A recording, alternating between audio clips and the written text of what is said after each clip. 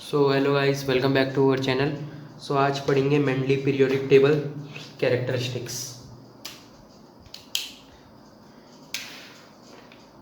तो पहली कैरेक्टरिस्टिक्स ये है, Mendeleev arranged all the elements in increasing order of atomic masses.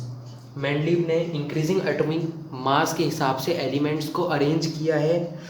दूसरा हमारा ये है कि जो table consist of vertical column, जो टेबल वर्टिकल कॉलम्स कंसिस्ट करती है उससे हम ग्रुप्स कहते हैं, एंड जो हॉरिजॉन्टल रोज कंसिस्ट करती है उसे हम पीरियड्स कहते हैं। ग्रुप से हमें वैलेंसी के बारे में पता चलता है, पीरियड से हमें वैलेंस सेल के बारे में पता लगता है।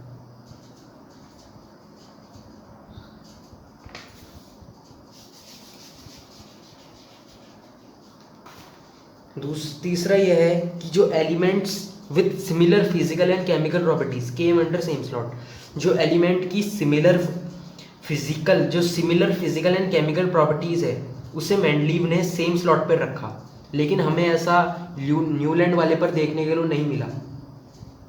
न्यूलैंड ने डिसिमिलर एलिमेंट्स को सेम स्लॉट में रखा था एंड सिमिलर एलिमेंट्स को डिफरेंट स्लॉट्स में रखा था। तो ये हुई कैरेक्टरिस्टिक्स।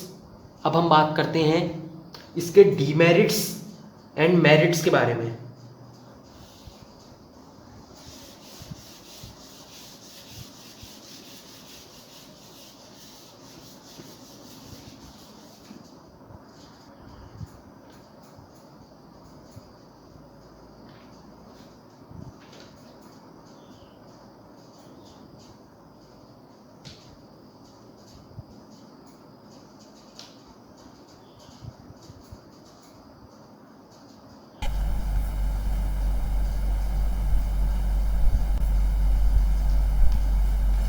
सो जो पोजीशन ऑफ हाइड्रोजन होती है, हमें पता है हाइड्रोजन एक नॉन मेटल है, बट मेंडलीव ने उसे मेटल की कैटेगरी में रखा था। लेकिन अभी भी हम आज की बात करें तो फिर भी वो मेटल की कैटेगरी में है, ये अभी पता करना मुश्किल था उसके लिए भी।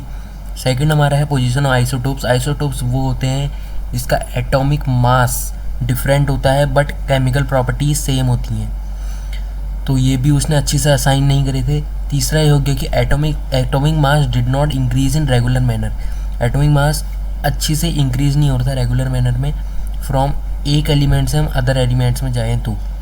ये थे मेंडलीव के limitations of our periodic table. So अब देखेंगे दूसरा मेरिट। तो दूसरा मेरिट यह है कि he corrected atomic mass of some certain elements. Example, beryllium atomic mass corrected to 14.4 to 9.1। तो सेकंड वाले में ये कहा है कि मेंडलीव ने कुछ एलिमेंट्स का एटॉमिक मास करेक्ट किया। हम एक एग्जाम्पल लेते हैं बेरिलियम, जिसका बेरिलियम का पहले एटॉमिक मास 14.4 था, लेकिन मेंडलीव ने उसका एटॉमिक मास 9.1 करा, जो करेक्ट था। सेकंड हमारा यह है कि he predicted the element which were not discovered at his time. Mendeleev ने एलिमेंट्स को प्रिडिक्ट कर दिया जो उसके टाइम में डिस्कवर्ड नहीं हुए थे, एंड उनने उसको नेम दिया एका बोरोन, एका एल्यूमिनियम, एका silicon. These element found in future age, ये एका बोरोन, एका एल्यूमिनियम, एका सिलिकॉन, ये एलिमेंट जब फ्यूचर में फाउंड हुए तो स्कैंडियम, गैलियम और जर्मेनियम के नेम से फाउंड हुए।